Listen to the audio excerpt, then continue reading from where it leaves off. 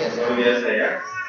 Kita ucapkan terima kasih kepada Tuhan karena selama 6 bulan lebih kita telah belajar kitab Yesaya dan hari ini merupakan pelajaran yang terakhir, sehingga pelajaran hari ini merupakan kesimpulan dari seluruh pelajaran kitab Yesaya. Khususnya dari minggu kemarin kita telah belajar dua syafaat dari Yesaya yang begitu sungguh-sungguh. Yesaya berdoa, pandanglah, lihatlah dari tempat kudusmu, bagaimana umatmu sedang menderita, kenapa Tuhan diam, mengoyakkan langit, turunlah api. Jadi ketika Yesaya berdoa kepada Tuhan dengan sungguh-sungguh, inilah yang sebagai jawaban dari Tuhan untuk umat-umat yang dikasihinya. Dari Tuhan berikan firman ini sebagai kesimpulan sekaligus sebagai jawaban dari doa syafaat Yesaya. Semoga melalui firman hari ini kita juga mendapatkan kekuatan baru, semangat baru, kemudian pengharapan baru. Ya, seperti bangsa Israel mengalami banyak penderitaan, kesulitan, kesusahan. Selama kita hidup di dunia ini juga, kita juga mengalami hal yang serupa. Tetapi bagi orang-orang yang tidak berpengharapan dan kita sungguh berbeda, karena bagi kita ada pengharapan, yaitu langit yang baru, bumi yang baru. Jadi ketika kita buka kitab Kejadian pasal 1 ayat 1 dimulai, pada mulanya Allah menciptakan langit dan bumi. Tapi dalam firman hari ini Tuhan berjanji Dia akan menciptakan langit yang baru dan bumi yang baru. Jadi sambil kita membandingkan langit dan bumi pertama, kemudian langit yang baru, bumi yang baru yang akan diciptakan, mari kita sambil pikirkan, sambil bandingkan, kemudian kita konsentrasi kepada firman hari ini. Dan Tuhan memberkati kita. Jadi judul misi kami adalah langit yang baru dan bumi yang baru. Ayatnya adalah ayat 17 pasal 65. Mari kita baca sama-sama. Sebab sesungguhnya 1, 2, 3. Sebab sesungguhnya aku menciptakan langit yang baru dan bumi yang baru. Allah yang baru akan dinikmati dan tidak akan dimulai di dalam. Terima kasih Tuhan, di tengah-tengah dunia yang semakin kacau, gelap dan jahat, kami sangat bersyukur karena Tuhan bermurah hati kepada diri kami. Tuhan telah mengampuni segala dosa-dosa kami, mengangkat kami sebagai anak-anak-Mu, sehingga kami menjadi umat-Mu yang begitu disayangi oleh Tuhan. Walaupun kami telah dijadikan sebagai umat-Mu, Tuhan sendiri tahu betapa kami menderita di tengah-tengah dunia ini. Biarlah Tuhan membuka mata rohani kami, walau bagaimanapun kesusahan, kesulitan yang kami hadapi. Kami jangan dikalahkan oleh keadaan, tapi dengan semangat, dengan pengharapan yang Tuhan berikan, supaya kami tetap hidup dengan iman, sampai kami dapat mengalami kemenangan, kami dapat memuliakan nama Tuhan. Biarlah Tuhan sendiri berbicara, karena kami siap untuk mendengarkan firman-Mu. Terima kasih Tuhan, kami berdoa di dalam nama Yesus Kristus. Amin. Ketika saya masih anak SD, yaitu di zaman 70-an, berarti aku udah tua ini. Pada waktu itu, memang udah tua ini. Pada waktu itu, Korea sangat miskin. Lalu pada saat itu masyarakat Korea berjuang keras untuk menjalani hidup yang lebih kaya, lebih enak, karena pada saat itu begitu menderita karena kemiskinan. Pada saat itu, GDP Korea jauh lebih di bawah Indonesia, Filipina, bahkan lebih buruk daripada Korea Utara. Oleh karena itu, setiap desa di Korea mengadakan gerakan SEMAL. SEMAL itu New Village, karena pada waktu itu begitu menderita. Jadi pada waktu itu presidennya itu bapaknya Presiden saat sekarang Pak Gene, dia mengadakan gerakan kesadaran masyarakat. Kita juga bisa, kita tidak akan hidup dalam kemiskinan begini. Jadi dia mengadakan gerakan SEMAL dan membuat level 5 tahun ke depan setiap 5 tahun sekali supaya Korea dapat keluar dari kemiskinan tersebut. Setiap desa pada pagi-pagi buta selalu diperdengarkan dari speaker yang terpasang di setiap desanya. Seperti di Indonesia dari speaker masjid waktu dia puasa Saul bangun seperti itu. Di Korea pada zaman itu setiap pagi diperdengarkan lagu Semal supaya orang-orang bangun biar mereka bekerja, kemudian mereka membangun yang desa-desa yang kaya yang lebih baik daripada saat itu. Pada saat itu orang Korea berharap dan bermimpi bahwa jika menjadi negara yang maju dan kaya, pasti dikatakan seperti langit yang baru, bumi yang baru, dan dunia yang betul-betul baru. Saat ini, Korea telah menjadi cukup kaya, sehingga GDP Korea sudah mendekati 30.000 US dollar.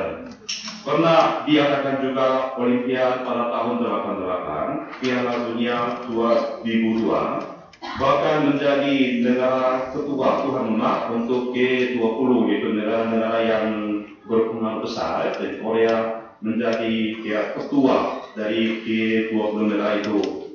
Kalau itu, apakah impian masyarakat Korea, yaitu langit yang baru, bumi yang baru, negara yang baru, apakah sudah datang kepada mereka? Tidak. Walaupun secara ekonomi, memang mereka menjadi cukup kaya, namun di hati mereka masih dipenuhi dengan kegelisahan, ketakutan, kesedihan, kekhawatiran. Sehingga ranking bunuh diri menjadi satu karena orang-orang yang tidak kuat mentalnya, walaupun ekonomi dari luar menjadi maju, tapi mereka tidak kuat, mereka mengambil keputusan untuk bunuh diri, sehingga menjadi negara yang top untuk bunuh diri. Walaupun daftar indeks ekonomi Korea sudah memasuki 10 negara yang terbaik di seluruh dunia, namun indeks tingkat kebahagiaan masyarakat Korea dinyatakan mencapai ranking 103 di antara sekitar 200 negara. Jadi mereka tingkat ranking kebahagiaan itu 103. Dari mata ini kita dapat mengetahui bahwa dunia baru yang selalu kita idam-idamkan itu bukan tergantung kepada kemajuan ekonomi atau banyaknya materi maupun keadaan di luar. Firman hari ini merupakan pesan pengharapan Allah yang ingin diberikan melalui Nabi Yesaya tentang penciptaan langit yang baru, bumi yang baru. Kalau begitu, apa langit yang baru dan bumi yang baru, dunia yang baru yang hendak diciptakan oleh Allah untuk kita semua? Itulah yang hendak kita pelajari pada pagi hari ini. Yang pertama, langit yang baru, bumi yang baru yang ingin diciptakan oleh Allah itu melambangkan penciptaan baru dari Allah setelah masalah dosa diselesaikan secara sempurna. Mari kita lihat ayat 17. Kita baca sekali lagi. Baca ayat 17. Sebab sesungguhnya 1, 2, 3. Sebab sesungguhnya aku menciptakan langit yang baru dan bumi yang baru. Allah yang dulu tidak akan ingat lagi dan tidak akan diulangi dalam hati. Tuhan berjanji, Tuhan berfirman kepada kita semua, sebab sesungguhnya aku menciptakan langit yang baru dan bumi yang baru, hal-hal yang dahulu tidak akan diingat lagi dan tidak akan timbul lagi dalam hati. Bangsa Israel telah menjalani hidup yang sangat menderita sebagai bangsa buangan di tanah Babel sudah 70 tahun lebih. Mengapa mereka begitu lama harus menjalani hidup yang menderita sebagai bangsa buta yang begitu menderitakan? Jawabannya, karena masalah dosa-dosa mereka. Meninggalkan Allah, menyembah kepada patung-patung penyembahan berhala. Karena mereka sangat mencintai materi dan dunia, kesenangan dunia, maka karena dosa-dosa itulah mereka menjalani hidup sebagai bangsa buangan yang sangat menderita dan memalukan. Dosa selalu meminta upahnya. Tetapi masa penderitaan yang begitu menyusahkan bangsa Israel kini telah selesai. Nah, Allah menghendaki bangsa Israel pulang kembali ke Yerusalem, lalu Allah hendak mengadakan karya baru bagi mereka. Akan tetapi Allah tidak mengatakan kepada mereka, ayo orang Israel, silakan kalian bangun Yerusalem yang baru dengan bekerja keras, dengan kekuatan kalian di sini.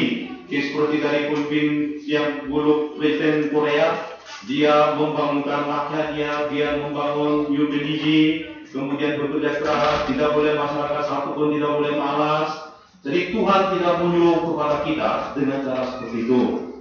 Tetapi Allah berfirman kepada diri kita, lihat, sebab sesungguhnya Aku menciptakan langit yang baru dan bumi yang baru.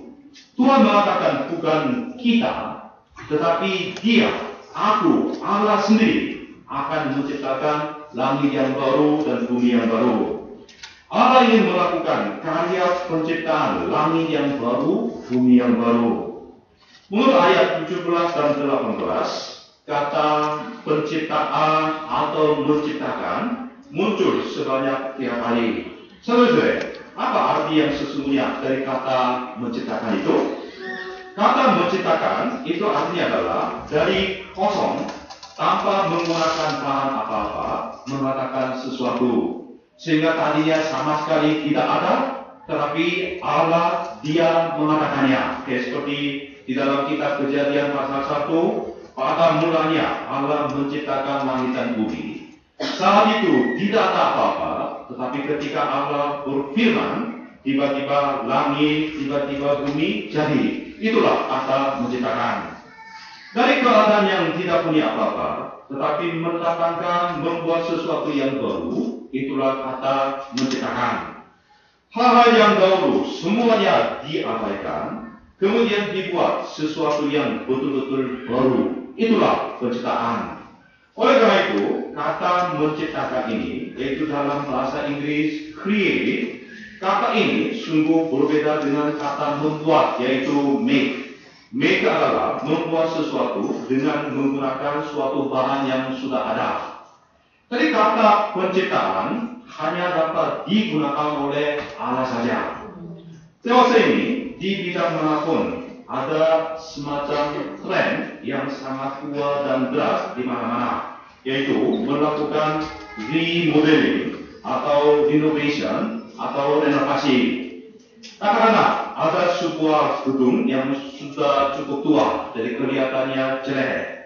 Kemudian mengubah desain dari luarnya, melakukan interior baru, pembagian ruangan baru. Kalau hal seperti itu dilakukan, kelihatan seperti gedung yang baru. Dan dalam kalangan muda di zaman sekarang, terutama di masyarakat Korea, sedang terjadi operasi kecantikan secara rame-rame. Remodeling terhadap wajah, karena wajahnya terlalu demokratis. Postur tubuh yang kurang menarik, kurang puas, sehingga terhadap bagian-bagian yang kurang puas, jadi terhadap bagian itu melakukan remodeling. Tadinya matanya pesek seperti saya. Sensitif. Tadi matanya sipit, tetapi dibuat menjadi bulat. Hidung yang pesek dibuat mancung. Dagu persegi 4 menjadi bulat, biar itu kelihatan muda.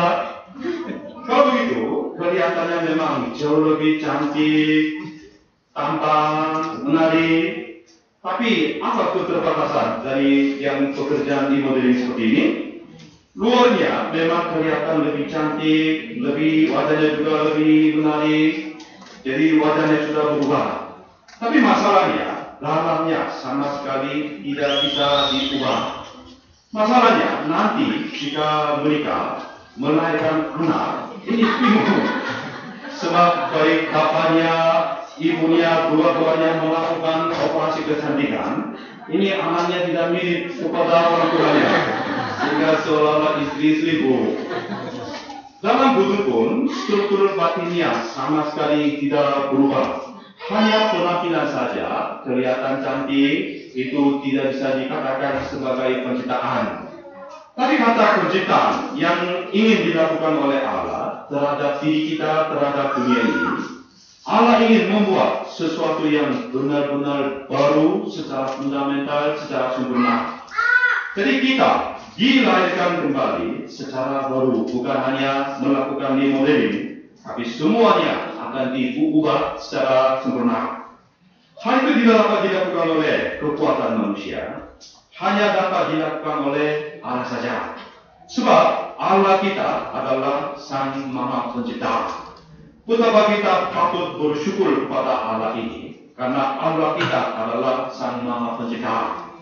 Selama kita belajar kitab Yesaya, kita telah melihat betapa besarnya, seriusnya masalah dosa bagi bangsa Israel. Sungguh masalah dosa sangat serius. Kemunafikan para pemimpin agama politik di tanah Yahudi, penyembahan berhala, kejatuhan moral seks, korupsi, keserakahan, keegoisan hati sehingga suka menindas orang-orang miskin. Cewek-cewek di Israel selalu ingin menggoda pemuda-pemuda dengan menggunakan segala perhiasan-perhiasan kecantikan.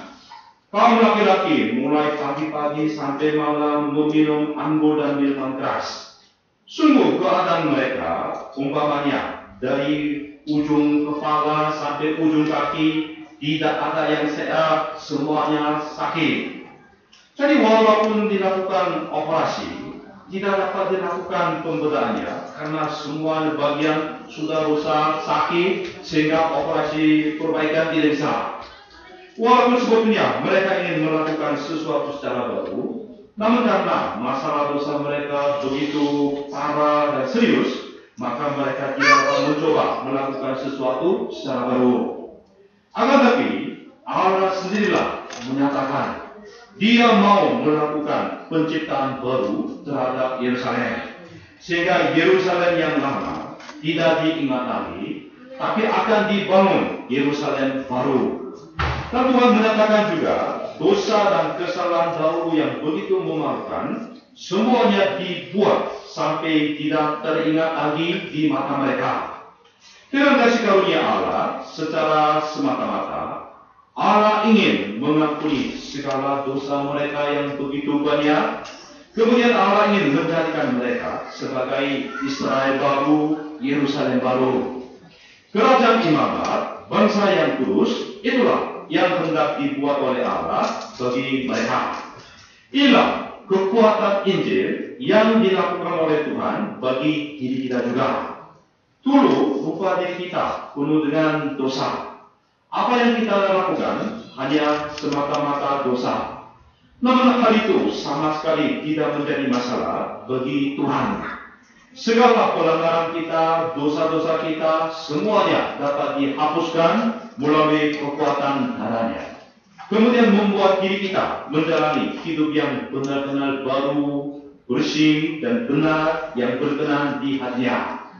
Membuat kita menjadi ciptaan baru. Oleh karena itu, Rasul Paulus di dalam 2 Korintus pasal 5 ayat 17, Rasul Paulus pernah berkata kepada jemaat Korintus, jadi siapa yang ada di dalam Kristus, ia adalah ciptaan baru. Yang lama sudah berlalu, sesungguhnya yang baru sudah datang. Amin.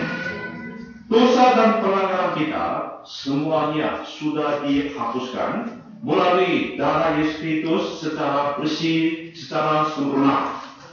Kemudian pakaian kotor kita yang penuh dengan dosa sudah digantikan dengan pakaian Yesus Kristus yang penuh dengan kebenaran. Siapapun bila mana percaya kepada Yesus Kristus, dia akan dijadikan sebagai ciptaan baru. Siapapun di dalam Kristus dapat menjadi ciptaan baru. Lihat, ia adalah ciptaan baru. Yang lama sudah berlalu, sesungguhnya yang baru sudah datang. Mari tanggalkan manusia lama, lalu menjadi ciptaan baru. Inilah apa yang dimaksud dengan langit yang baru, bumi yang baru, penciptaan yang baru yang hendak Tuhan lakukan. Beberapa tahun yang lalu di Timur Tengah, seperti negara-negara Iran, Syria, Mesir, masyarakat di sana penuh dengan harapan untuk menanti-nantikan dunia yang baru. Seolah pemerintahan yang sangat korup bila mana diruntuhkan, demokrasi datang, lalu masyarakat kecil dan biasa seperti bisa menjadi tuan rumah, kemudian dikatakan langit yang baru, bumi yang baru. Tapi apa yang terjadi kepada mereka? Ya jelas, hasilnya tidak begitu baik. Memang gerakan demokrasi itu semua negara merasa perlu, itu penting.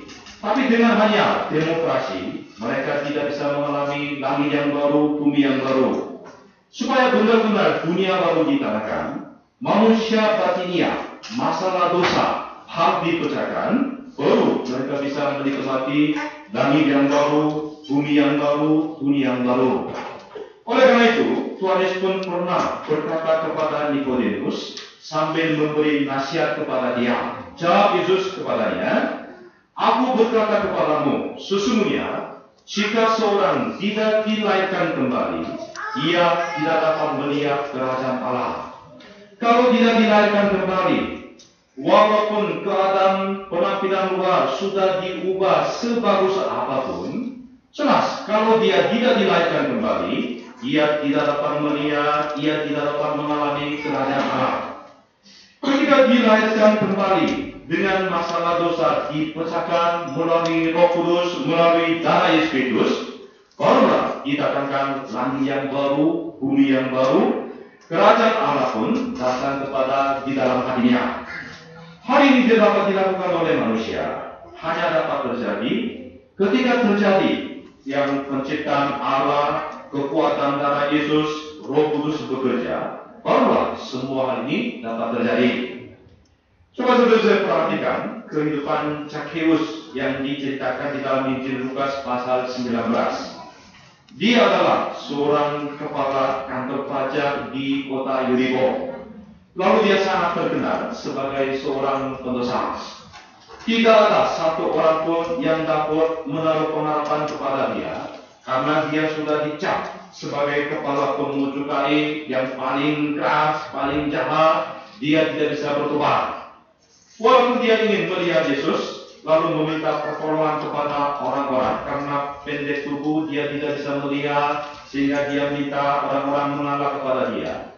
Namun satu orang pun tidak menghiraukannya. Semuanya berpura-pura seperti menjadi tuli, kemudian menendang lutut Zakheus dengan tuminya dengan keras. Oleh karena itu, dia terpaksa naik ke pohon. Sebetulnya, ia pun tidak menaruh pengharapan apa-apa terhadap dirinya sendiri. Tapi apa yang dikatakan Tuhan Yesus kepada Zakheus ini? Tuhan Yesus tidak pernah mengatakan kepada dia, "Karena kamu kepala pemungut cukai, karena kamu telah menghisap darah dari sebangsamu, kamu dosamu tidak dapat diampuni." Yesus tidak mengatakan seperti itu.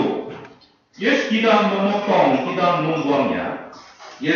Tetapi Yesus mengamati Zakheus. Yesus menaruh perhatian kepada Zakheus dengan baik. Kemudian Tuhan Yesus berkata kepada Zakheus, "Hari ini telah terjadi keselamatan kepada umat ini, karena orang ini pun adalah anak Abraham." Tuhan Yesus tidak menyatakan masa lalunya, apa dosanya. Yesus sama sekali tidak mengingat lagi akan masa lalu dia. Yesus tidak mengingat lagi, tidak berpikir lagi dosa-dosa yang begitu banyak yang telah dilakukan oleh Zakheus. Tetapi dengan kasih karunia Allah secara setia, Yesus melakukan kunjungan ke rumahnya, kemudian memberikan kasih karunia pengampunan kepada Zakheus.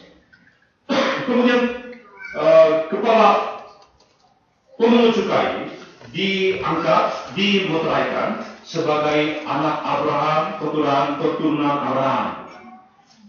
Dengan demikian, Zakheus diciptakan, dilahirkan kembali sebagai anak Tuhan yang kudus dan benar. Dalam kehidupan Zakheus terjadi karya penciptaan baru, sehingga di dalam hatinya terjadi langit yang baru dan bumi yang baru. Ketika terjadi karya penciptaan baru, apa respon yang terjadi? Mari kita lihat ayat 18, 19. Mari kita baca sama-sama. Ayat 18 kaum laki-laki, ayat 19 kaum perempuan. Oke, 1, 2, 3.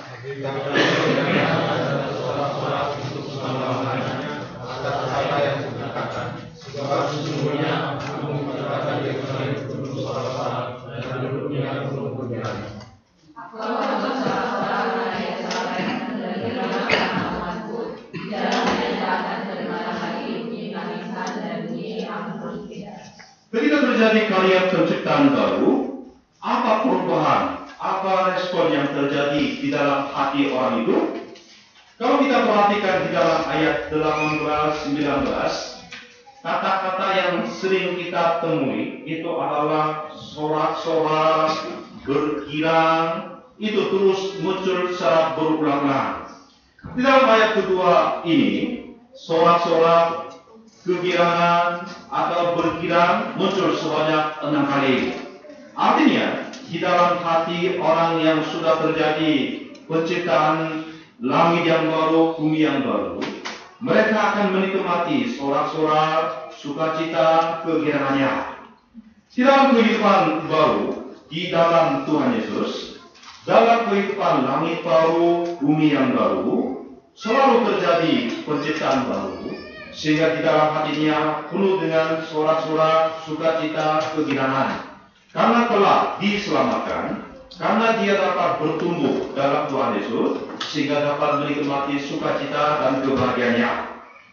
Coba perhatikan kehidupan Zakheus yang tadi. Setelah dia mengalami kerajaan Allah di dalam hatinya, ketika Tuhan Yesus mengatakan karya penciptaan baru di dalam kehidupannya, Zakheus begitu senang dan bersukacita. Lalu dia berkata, "Tuhan, setengah dari milikku akan kuberikan kepada orang miskin, dan sekiranya ada sesuatu yang kuperas dari seseorang, akan kukembalikan 4 kali lipat." Bagaimana Zakheus dapat menyatakan seperti itu? Karena di dalam hatinya terjadi perubahan secara sempurna. Karena Zakheus begitu senang dan bergembira, lalu dia mau mengambil dan membagikan uang dari buku tabungan rahasia yang selama ini dia anggap seperti nyamannya sendiri. Harta kekayaan selama ini dianggap seperti daging dan darah, bahkan seperti nyamannya sendiri. Tapi ketika terjadi kerajaan Allah di dalam hatinya, dia mau materi itu mau dibagi-bagikan kepada orang lain. Kemudian bila mana dia melakukan kesalahan, dia mau mengembalikan dengan cara 4 kali lipat diberikan kepada orang tersebut. Hal itu dapat dia lakukan sebab di dalam hatinya betul-betul terjadi langit yang baru, bumi yang baru.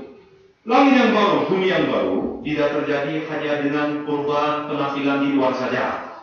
Tidak terjadi juga ketika seorang miskin menjadi kaya atau seorang jelek menjadi tampan cantik melalui operasi kecantikan. Tapi ketika hati manusia, hati batinnya telah menjadi berubah, masalah dosa dipecahkan, barulah dikatakan perubahan seperti itu. Karena di dalam hati masalah dosa dipecahkan, maka dikatakan kerajaan Allah. Tempat terkumpul dengan orang-orang seperti itu adalah Yerusalem baru. Istilah yang lebih tepat itu adalah gereja, yaitu orang-orang dosa sudah diampuni, kemudian mereka kumpul untuk memuji, untuk menyatakan rasa terima kasih. Itulah gereja, yaitu Yerusalem baru. Oleh karena itu, gereja Yerusalem baru begitu penting di hadapan Tuhan. Gereja itu bukan hanya sekedar suatu gedung, orang yang tidak berguna karena masalah dosa, sudah diampuni, sudah diperbaiki, lalu menjadi ciptaan yang baru. Orang-orang itulah yang berkumpul di tempat itu disebut sebagai gereja, sebagai Yerusalem baru. Oleh karena itu, ada yang mengatakan mendirikan satu gereja jauh lebih penting dan jauh lebih efektif daripada membangun 100 kantor polisi. Karena ketika ada satu gereja, terjadi perubahan yang secara sempurna. Tetapi walaupun ada 100 kantor polisi, hanya menangani kegiatan atau perbuatan di luar, dunia tidak bisa berubah. Tapi ketika gereja hidup, ketika orang-orang anggota gereja mereka menyatakan terang sebagai terang dunia, dunia yang jahat, dunia yang gelap pun pasti dapat disinari, dunia juga akan berubah. Seperti itu, barang siapa yang ada dalam Kristus Yesus, kehidupan lama yang sedih, menderita, cara-cara manusia yang selama ini dianggap kurang baik, itu semuanya tidak akan menjadi masalah. Sebab sesungguhnya Aku menciptakan langit yang baru dan bumi yang baru.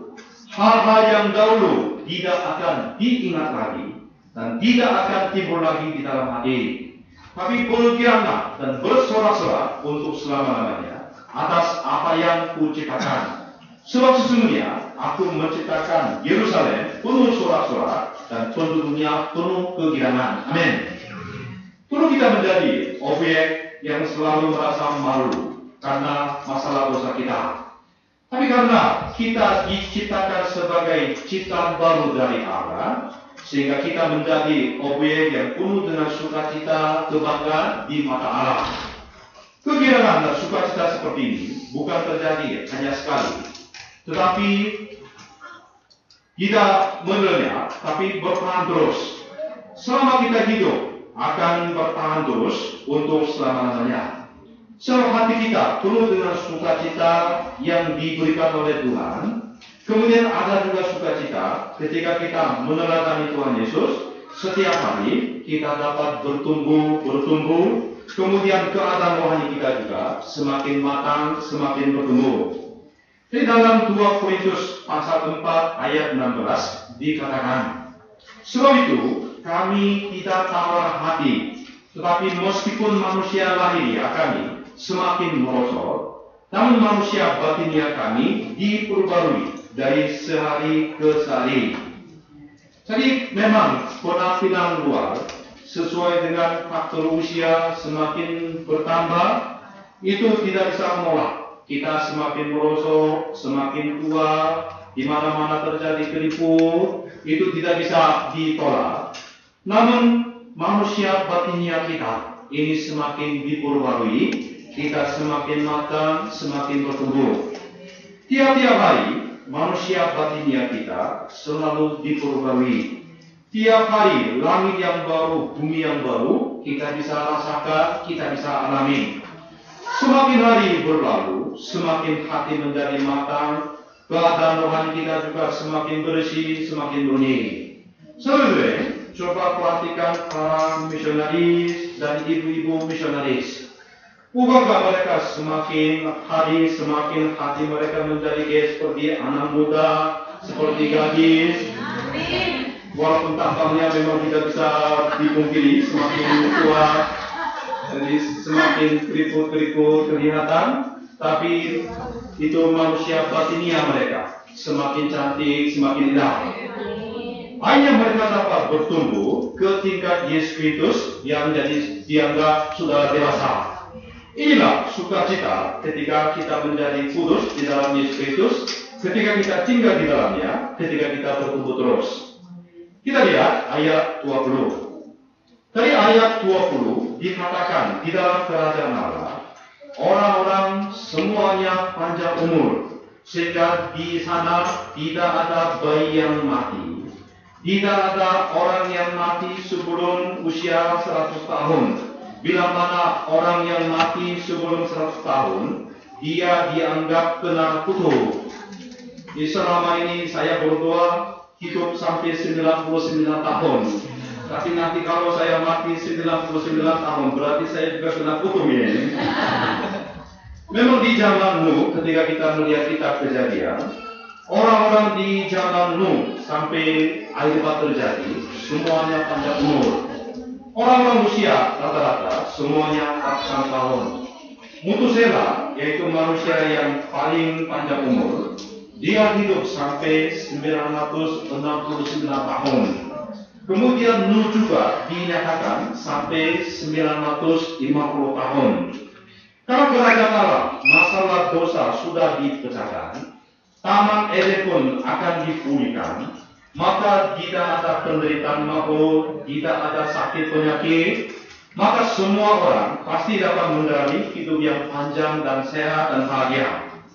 Tuhan Yesus pernah berkata di dalam Injil Yohanes pasal 11 ayat 25, Akulah kebangkitan dan hidup, barang siapa percaya kepadaku, ia akan hidup walaupun ia sudah mati.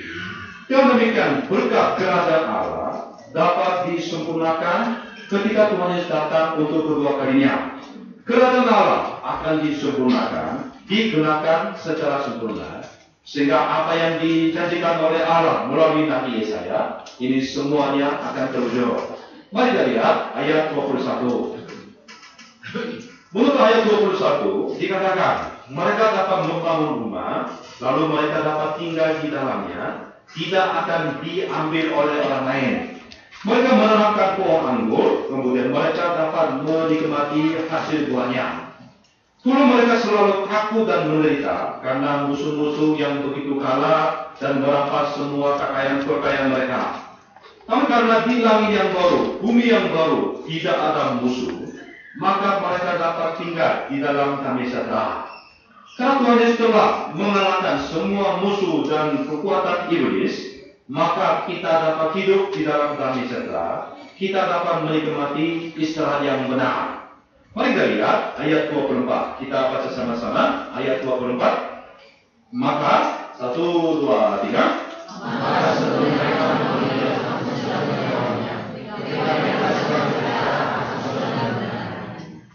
kita seringkali berdoa memanggil nama Tuhan, tapi seringkali seolah-olah antara kita dengan Tuhan jaraknya jauh.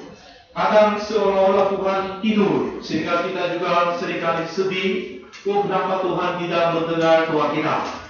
Tapi ketika masalah dosa kita dibesarkan, Nabi Yesaya mengatakan sebelum mereka memanggil, Tuhan sudah menjawabnya. Ketika mereka sedang berbicara, Tuhan sudah mendengarkannya karena hubungannya begitu dekat. Arti ayatnya adalah Allah langsung mendengarkan doa kita dan menjawabnya.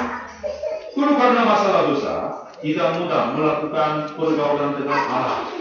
Tapi sekarang karena tembok pemisah antara kita dengan Tuhan semuanya sudah diruntuhkan, maka komunikasi kita dengan Allah pun begitu lancar. Nah, antara kita dengan Allah menjadi akrab, maka komunikasi dengan Allah menjadi baik, sehingga sebelum kita menyampaikan suatu keinginan, sebelum kita berbicara, Tuhan sudah tahu, Tuhan langsung melakukannya. Mari kita lihat ayat 25. Serigala dan anak domba akan bersama-sama makan rumput, singa akan makan jerami seperti lembu, ular akan hidup dari debu, tidak ada yang akan berbuat jahat atau yang berlaku busuk di segala gunungku yang terus. Firman Tuhan. Kejatuhan manusia mendatangkan ketidakbahagiaan di dunia alam semesta juga. Sebelum manusia jatuh, bagi ular pun tidak ada bisa, yaitu racun. Baik singa dan serigala tidak akan seperti saat sekarang. Mereka semuanya makan rumput, jerami seperti lembu sapi. Tapi karena dosa masuk, semua ekosistem, dunia alam, binatang juga, semuanya menjadi gila. Lalu saling menggigit, saling membunuh, sampai dunia ini menjadi dunia yang tidak layak untuk dihuni. Semua ini terjadi akibat dosa manusia. Tapi karena masalah dosa ini sudah dipecahkan melalui darah Yesus Kristus, kemudian kerajaan Allah dapat dipulihkan secara sempurna. Damai sejahtera didatangkan, damai sejahtera terjadi juga di dunia alam semesta. Serigala dan anak domba makan sama-sama di satu meja. Saudara serigala, apakah hari ini sudah makan di libre? Saudari anak domba, apakah sudah tulis slogan? Dengan demikian, si serigala, si anak domba saling membacakan slogan di libre. Mereka berpegang tangan, saling berdoa sama-sama. Singa dan lembu sapi juga tidak berantem. Singa menggaruk-garuk punggung sapi, lembu sapi menjilat singa. Sungguh suatu adegan yang indah, itu yang akan terjadi. Di dalam langit yang baru, bumi yang baru, di dalam kerajaan Allah, bukan pengusaha, kemudian tenaga kerja bertengkar dengan mempertaruhkan nyawa mereka. Tapi mereka saling mengasihi, saling membantu, sehingga kerajaan Allah betul-betul terjadi. Para diktator yang jahat, semuanya hilang. Didatangkan dunia yang tidak punya perang, teror, kelaparan, gempa bumi, tsunami, kebanjiran, luka, penyakit, maut, ini semuanya hilang. Dengan demikian, tempat di mana nanti kita tinggal ini, langit yang baru, bumi yang baru, tidak ada penderitaan, tidak ada tangisan, Di situ ada sukacita dan kebahagiaan untuk selama-lamanya. Yang kedua, langit yang baru, bumi yang baru memungkinkan segala bangsa datang kepada Tuhan untuk beribadah kepada Tuhan. Mari kita baca pasal 6 ayat 18. Kita sebentar. Pasal 66 ayat 18. Kita baca sama-sama. Oke, aku 1, 2, 3.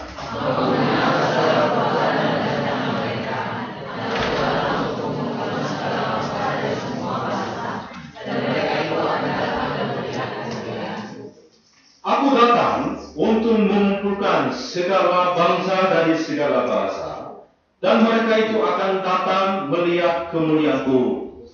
Sejak masalah dosa terjadi, setelah peristiwa menara Babel, segala bangsa terjerai-beraikan kepada segala penjuru karena timbul bahasa-bahasa yang beda.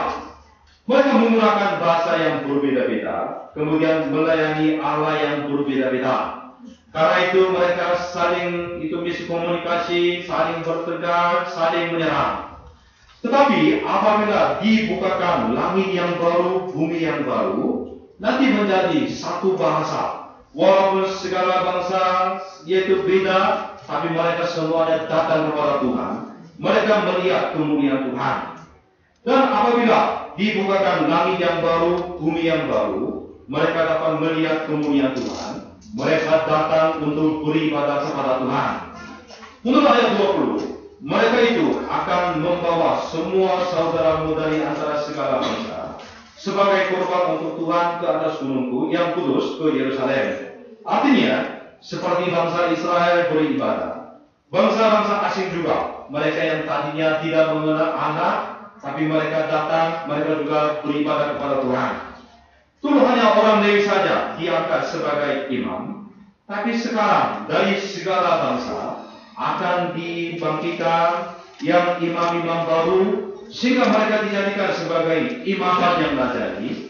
Lalu mereka memberitakan perbuatan Allah yang baik kepada orang-orang yang belum mengenalnya. Mereka semua akan diangkat, dibesarkan sebagai guru-guru Alkitab yang tangguh. Lalu mereka memberitakan Injil. Mari kita lihat ayat 23. Kita baca sama-sama ayat 23. 1, 2, 3.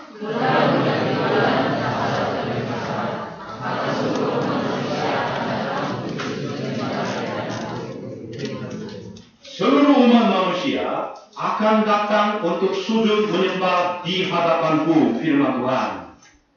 Ketika Allah melihat yang membuat hati Allah paling sakit, paling kecewa, paling sedih adalah ciptaannya, umatnya tidak datang kepadanya dan tidak beribadah kepadanya, tapi melakukan hal-hal yang sia-sia di hari Sabat yang indah. Apabila selama 1 minggu andai kata kita sudah melewati dengan baik karena kasih karunia Tuhan, bukankah seharusnya kita datang kepada Tuhan pada hari Sabat, lalu kita mengucap berterima kasih kepada Tuhan, kemudian kita memuji, menyembah Allah sambil mengingat segala kebaikan Tuhan, kemudian mengembalikan segala kemuliaan kepada Tuhan. Melalui ibadah, kita bertemu dengan Allah, kita dapat bergaul dengan Allah, kemudian kita mendapatkan kekuatan baru, semangat baru, sehingga minggu yang akan datang kita bisa berjuang, kita bisa menang, kita dapat memuliakan Allah. Pada saat itulah kita dapat menjalani hidup yang menjaga, memelihara status kita sebagai anak Tuhan, sebagai umat Tuhan.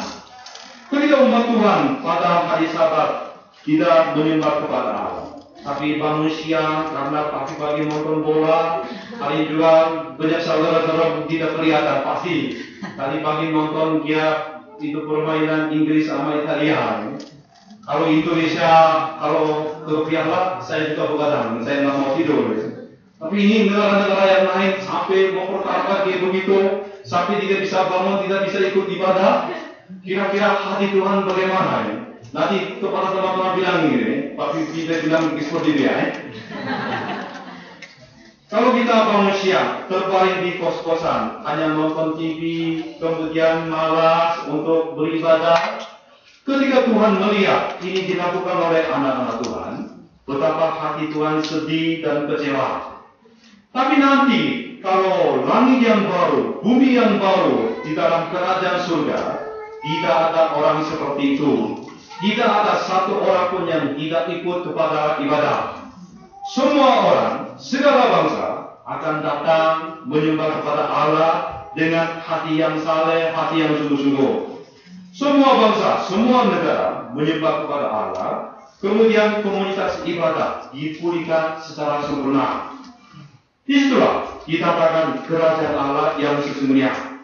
Kita harus menghargai ibadah kita, harus mengundang jiwa-jiwa yang sedang berada dalam kuasa kegelapan, supaya mereka juga segera datang kepada Tuhan, biar mereka juga bergaul dengan Tuhan, biar mereka beribadah kepada Allah.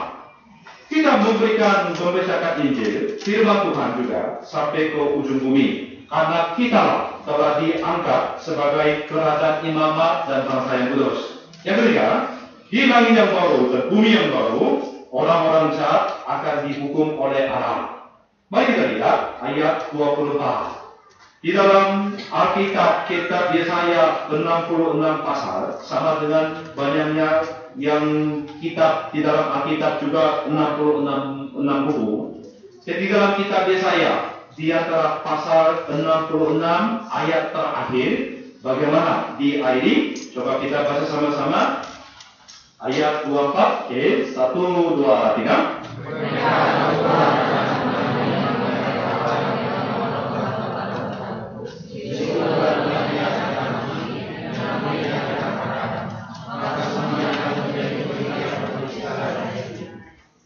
Ternyata bagian terakhir, ayat yang terakhir dari kitab Yesaya diselesaikan dengan peringatan dari Allah yang sangat keras terhadap penghukuman Allah.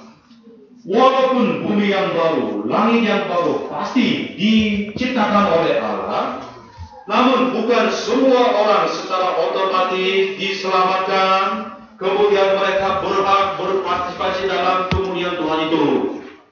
Orang yang tidak percaya kepada Allah, orang yang memberontak kepada Allah, orang yang sombong, orang yang keras kepala, orang yang tidak mau bertobat, mereka tidak diberi kesempatan untuk masuk ke dalam kerajaan Allah. Tapi mereka semua akan dilemparkan ke dalam api lautan yang kekal. Dalam ayat 15 ayat 16 juga pernah mengatakan, sebab sesungguhnya Tuhan akan datang dengan api, dan kereta-keretanya akan seperti puting beliung, untuk melampiaskan murkanya dengan kepanasan dan hadirnya dengan nyala api. Sebab Tuhan akan menghukum segala yang hidup dengan api, dengan pedangnya, dan orang-orang yang mati terbunuh oleh Tuhan akan banyak jumlahnya. Itulah peringatan dari Tuhan yang sangat keras kepada diri kita juga, kepada orang-orang yang masih bernyawa. Kita tidak boleh menghina atau mengejek Allah yang panjang sabar terhadap dosa manusia. Penciptaan langit yang baru, bumi yang baru adalah hari keselamatan bagi orang-orang yang percaya. Namun bagi orang-orang yang tidak percaya, orang-orang yang melawan Allah, memberontak Allah, hari itu adalah hari yang sungguh menakutkan, hari penghukuman, hari yang tidak diberikan kesempatan lagi. Mereka akan menderita untuk selama-lamanya. Oleh karena itu, harus segera Injil diterima. Kemudian kita harus kembali kepada Allah. Di dalam kitab Wahyu pasal 21 ayat 8 pun, Tuhan Yesus pernah berkata, memberi peringatan yang sangat keras kepada semua manusia. Tapi orang-orang penakut, orang-orang yang tidak percaya, orang-orang keji, orang-orang pembunuh, orang-orang sundal, tukang-tukang sihir, penyembah-penyembah berhala, dan semua pendusta, mereka akan mendapat bagian mereka di dalam lautan yang menyala-nyala oleh api dan belerang. Inilah kematian yang kedua. Melalui penciptaan langit yang baru, bumi yang baru, akan dipisahkan orang yang kira-kira dapat masuk ke dalam kerajaan surga. Ada juga orang yang akan dilemparkan ke dalam neraka yang bernyala-nyala dengan api dan belerang untuk selama-lamanya. Jadi, di depan firman Tuhan, kita sekarang berada di persimpangan jalan. Kita tidak bisa meneruskan jalan ke kiri atau ke kanan sekaligus dua-duanya. Kita harus memilih salah satunya. Jadi kita tidak boleh tinggal terus di daerah samar-samar yang aku yang dia, samar-samar seolah-olah kadang seperti orang yang percaya, kadang seperti dia belum diselamatkan. Jadi keadaan kita tidak boleh terus tinggal di situ. Sekarang harus kita bertobat. Kita harus segera menerima Injil sambil bertobat atas dosa kita. Biar nanti kapanpun Allah melakukan penciptaan langit yang baru, bumi yang baru, biar kita masuk ke dalam kerajaan Allah. Amin. Sampai tujuh bulan saudara, selama 6 bulan lebih kita telah menerima pesan Allah tentang penghukuman dan keselamatan melalui kitab Yesaya. Karena tema dari kitab Yesaya itu adalah penghukuman dan keselamatan. Allah kita adalah Allah yang Maha Kudus, maka secara natural Allah tidak dapat membiarkan masalah dosa begitu saja. Tapi sekaligus Dia adalah Allah yang penuh dengan kasih karunia. Lalu Dia hendak menyelamatkan semua orang yang berdosa dengan menggunakan segala caranya. Sampai Allah rela mengorbankan anaknya yang tunggal. Kemudian orang-orang yang telah dipilih hendak diselamatkan. Kemudian mereka ingin digunakan sebagai imam-imam kerajaan imamat. Bukan memulihkan secara asal-asalan, tapi diciptakan sebagai ciptaan yang baru. Karya penciptaan baru terjadi melalui kedatangan Yesus pertama. Dan melalui salib, melalui kematian, itu diselesaikan. Kemudian melalui kedatangan untuk kedua kalinya, itu semuanya akan disempurnakan. Kita bayu pasal 21 ayat 4 berbunyi, dan Ia akan menghapus segala air mata dari mata mereka. Maut tidak akan ada lagi. Tidak akan ada lagi perkabungan, atau ratap tangis, atau duka cita. Sebab segala sesuatu yang lama itu telah berlalu. Pada hari itulah kita dapat bertemu dengan Tuhan Yesus yang begitu kita kasih. Lalu kita akan melihat Dia, menghadap Dia, muka demi muka. Pada hari itu, Tuhan Yesus menghapuskan segala tangisan air mata kita yang selama ini kita kucurkan untuk hidup di dunia yang jahat, yang kacau, sebagai orang Kristen, sebagai anak Tuhan yang benar.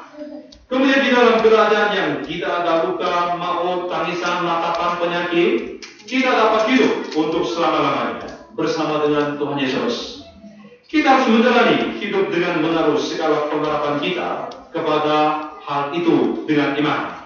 Kemudian walaupun kita meletakkan kaki kita di bumi ini, selama kita diizinkan tinggal di bumi ini, kita tetap memegang pengharapan ini, lalu menikmati segala sukacita, kebahagiaan, seolah kita sudah masuk langit yang baru, bumi yang baru, walaupun keadaan kita ada di bumi yang lama.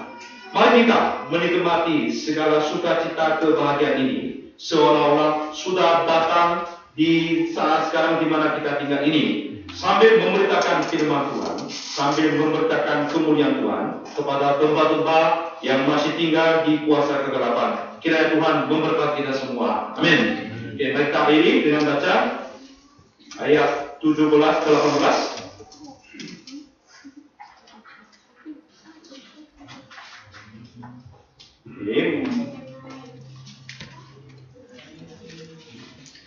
Di ayat 17-18. Sebab, 1, 2, 3. Sebab sesungguhnya aku menciptakan langit yang baru dan bumi yang baru. Hal yang baru tidak akan diamati, dan tidak akan timbul lagi dalam hati. Tapi tidak ada seorang pun selama-lamanya atas apa yang diciptakan. Sebab sesungguhnya aku menciptakan hidup dan untuk bawah dan dunia untuk pikiran. Oke, mari kita satu-satu. Terima kasih Tuhan atas firman-Mu kitab Yesaya dari pasal 15-16 Tuhan. Begitu juga selama 6 bulan lebih kami telah menerima pesan Allah, yaitu penghukuman dan keselamatan. Karena kami orang berdosa, sebenarnya kami patut dihukum, dibuang karena ketika kami melihat rupa diri kami, betapa kami ini jahat dan berdosa. Namun Tuhan, kami sungguh berterima kasih karena Tuhan bermurah hati mengasihi diri kami, sehingga Tuhan jauh lebih dahulu Tuhan mengorbankan Yesus Kristus supaya segala dosa dan pelanggaran kami dapat ditebus, sehingga kami dapat diselamatkan, kami dijadikan sebagai umat-Mu, sebagai anak-anak-Mu. Kemudian kepada kami diberikan pengharapan untuk masuk ke dalam langit yang baru, bumi yang baru, kerajaan yang baru. Biarlah Tuhan tanamkan pengharapan ini di hati kami masing-masing, sehingga walaupun selama kami hidup di dunia sebagai orang yang percaya, perjalanan kami tidak mulus. Kami seringkali menderita karena kelaparan, karena bahaya, karena penyiksaan. Tapi walau bagaimanapun keadaan kami sesusah apapun, biar kami tetap memegang pengharapan yang Tuhan berikan, supaya kami tetap hidup sebagai orang yang percaya sambil menyatakan kemuliaan Tuhan. Namun Tuhan, ketika kami melihat di sekitar kami, ada banyak jiwa-jiwa yang sedang mengembara, ada di bawah kuasa kegelapan. Kami tahu Tuhan mau menyelamatkan mereka juga melalui diri kami. Kata Tuhan, berikanlah hati-Mu ke hati kami masing-masing, supaya hati Tuhan menjadi hati kami. Lalu kami jangan malas-malas, jangan berdiam diri, tapi kami juga bekerja, kami juga bergerak, supaya melalui diri kami mereka juga dapat terjangkau, mereka dapat diselamatkan, sehingga mereka pun dijadikan sebagai anak-anak Tuhan yang sungguh mulia. Terutama ketika kami melayani SBC Gabungan tahun 2014. Janganlah kami dibiarkan tinggal diam, tapi berilah hati Tuhan yang bernyala-nyala, supaya kami juga tidak diam, tapi kami mencari jiwa-jiwa yang hilang, sehingga semua fellowship, persekutuan UB penuh dengan jiwa-jiwa baru, sehingga terjadi karya penciptaan kelahiran baru secara kuat melalui SBC tahun ini, sehingga banyak orang bertobat, banyak orang dijadikan sebagai umat Tuhan. Untuk karya ini, kami yang kecil, kami yang hina, kami mau serahkan ke dalam tangan Tuhan. Pakailah kami ini sebagai alam-Mu secara sangat berharga, sehingga kemuliaan Tuhan saja dapat dinyatakan secara kuat. Terima kasih Tuhan, kami berdoa di dalam nama Yesus Kristus. Amin.